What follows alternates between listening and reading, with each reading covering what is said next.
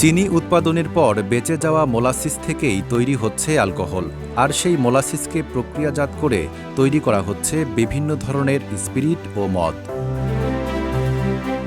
দেশের বিভিন্ন চিনিকল থেকে সংগ্রহ করা মোলাসিস প্রথমে বড় বড় ট্যাঙ্কে নেওয়া হয়। এরপর নির্দিষ্ট তাপমাত্রা ও রাসায়নিক প্রক্রিয়ার মাধ্যমে শুরু হয় ফার্মেন্টেশন। কয়েক ঘন্টা থেকে কয়েক দিন ধরে চলা এই প্রক্রিয়ায় মোলাসিস থেকে তৈরি হয় অ্যালকোহল।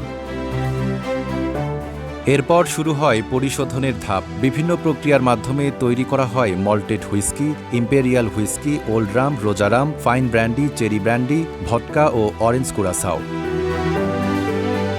একসময় পুরো প্রক্রিয়াটি ছিল অনেকটা শ্রমনির্ভর। বোতলে তরল ভরার কাজও করতে হতো হাতে। তবে আধুনিক প্রযুক্তি যুক্ত হওয়ায় এখন বেড়েছে উৎপাদনের গতি ও সক্ষমতা।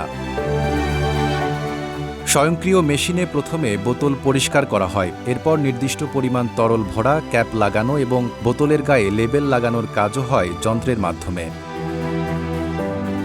শুধু উৎপাদন নয়, প্রতিটি ধাপেই রাখা হচ্ছে মান নিয়ন্ত্রণের ব্যবস্থা। উৎপাদিত স্পিরিট পরীক্ষা করে নির্ধারিত মান নিশ্চিত করার পর পাঠানো হয় গুদামে। সেখান থেকে দেশের বিভিন্ন অঞ্চলের ওয়্যারহাউস ও বিক্রয় কেন্দ্রে পৌঁছে যায় এসব পণ্য।